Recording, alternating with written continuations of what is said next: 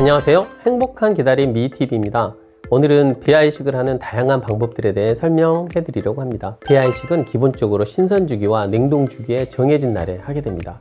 정해진 날이란 신선주기에서는 난자 채취를 하고 다음날 수정란을 관찰한 후 그 다음날 2일 배양, 3일째는 3일 배양, 5일째는 5일 배양 이식을 하는 것을 말하고, 냉동 배아 이용 이식은 내막 증강을 위한 약을 복용하거나 주사를 맞으면서 적절한 두께에 도달하면 프로게스테론 질정이나 주사를 사용해서 최대한 자연적인 배란 주기처럼 호르몬 환경을 만든 후 최초로 주사나 질정을 사용한 날로부터 4일째 3일 배양, 5일째 4일 배양, 6일째 포배기 배아 이식을 하는 것을 말합니다. 그동안 이런 여러 시도에도 불구하고 임신율이 어느 정도 선에서 정체되면서 연구자들은 이식 방법에 대한 여러 옵션을 시도했습니다. 그중 의학적으로 규명된 것도 있고 이제는 선도적으로 시도하는 것도 있습니다. 오늘은 그중 대표적인 것 몇 가지를 소개해 드리려고 합니다.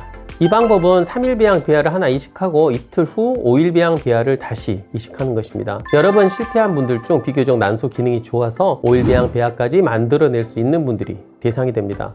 이 방법의 장점은 아무리 전 주기에 5일 배양까지 간 적이 있다고 해도 이번 주기를 무조건 보장하는 것은 아니기 때문에 잘못하면 5일 배양까지 갔을 때 다 도태돼 버려서 이식할 배아가 없을 수도 있는 상황을 막아줍니다. 우리는 이미 3일 배양 배아 중 예쁘게 생긴 것을 골라서 이식을 했습니다.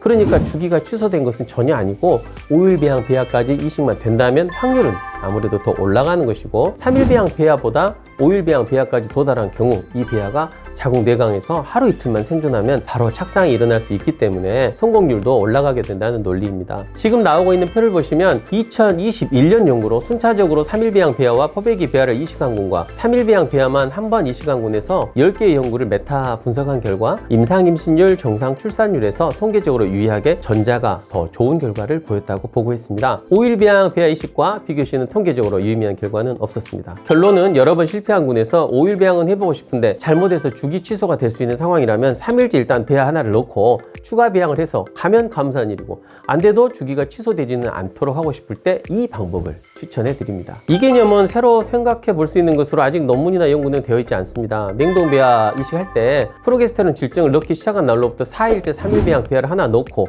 그 다음날 다시 똑같은 분열 상태인 3일 배양 배아를 다시 이식하는 겁니다. 이 시술법에 넣은 거는 바로 자궁 내막 수용성 검사의 결과 때문인데요. 최근 우리가 이식하는 날이 수용성이 가장 좋은 날인지 유전자 발현 정도를 보는 조직검사법이 개발되어서 사용하고 있습니다. 그런데 이 검사법의 결과를 보면 여성의 70%에서는 의사가 이식한 날이 수용성이 가장 좋은 걸로 나오고, 나머지 30% 중 24%는 하루 정도 우리가 빨리 넣은 걸로, 즉 수용성이 좋은 날은 그 다음 날인 걸로 나옵니다. 맞는다고 한 날과 다음 날의 확률은 대략 94% 정도 된다고 보시면 됩니다. 검사비가 150만 원 가까이 들고 현재 우리나라에서 인정된 인정 비급여 검사도 아니라서 제도권 밖에 있는지라 한계가 있습니다. 그렇다면 이렇게 생각을 해보죠. 이식 날이 맞지 않은 경우 일단 너무 빨리 이식했다고 하는 경우가 24% 정도 되니까 맞다고 한 날 이식을 하나 하고 다음 날 똑같은 배아를 다시 이식하면 90% 더하기 24%, 즉 94% 정도에서 수용력을 담보할 수 있다고 생각할 수 있습니다. 그래서 검사를 하느니 차라리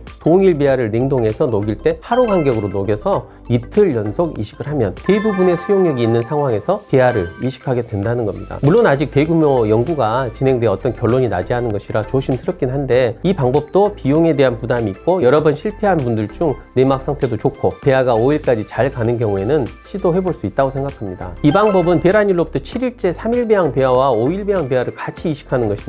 반복 착상 실패 환자 중 일부는 착상 수용력이 있는 날이 실제 이식하는 날보다 훨씬 뒤에 있기도 합니다. 2018년 케이스 리포트를 보면 이런 방법으로 이식을 해서 성공적인 임신을 보고하고 있습니다. 연구 논문은 순차 이식이나 연속 이식 등이 두 번의 이식관을 자궁각 내로 넣는 다소 침습적인 방법임에 비해 한 번만 이식하면 되고 5일 배양 배아가 착상되지 않더라도 3일 배양 배아가 며칠간 생존하면서 다시 착상의 기회를 가질 수 있다고 주장하였습니다. 지금 나오고 있는 영문 제목과 같이 5일 배양 2개 이식과 3일, 5일 혼합 이중 배아 이식을 비교했더니 임신율 등에서 후자가 통계적으로 유의미하게 높았다고 보고했습니다. 이 그림 전에 제가 자세히 설명해 드린 적이 있는데 이 연구가 주장하는 말을 다시 설명해 드리면 5일 배양 배아 2개를 이식하면 위쪽 그림의 빨간 동그라미처럼 이틀 정도의 착상 가능한 시기가 보이고 3일과 5일 배아를 동시에 이식하면 4일 정도로 그 기간이 늘어나는 것을 아실 수 있습니다. 그리고 중간에 서로 겹치는 부분에서는 쌍태 임신이 일어날 수 있겠습니다. 이 방법은 전통적인 이식 방식에도 불구하고 여러 번 착상에 실패한 사람들한테나 옵션으로 하는 것이지 처음부터 시도하는 것은 아니라는 점 참고 바랍니다. 오늘은 다양한 이식 방법에 대해 설명드렸습니다. 도움이 되셨기를 바라고요. 시청해 주셔서 감사합니다.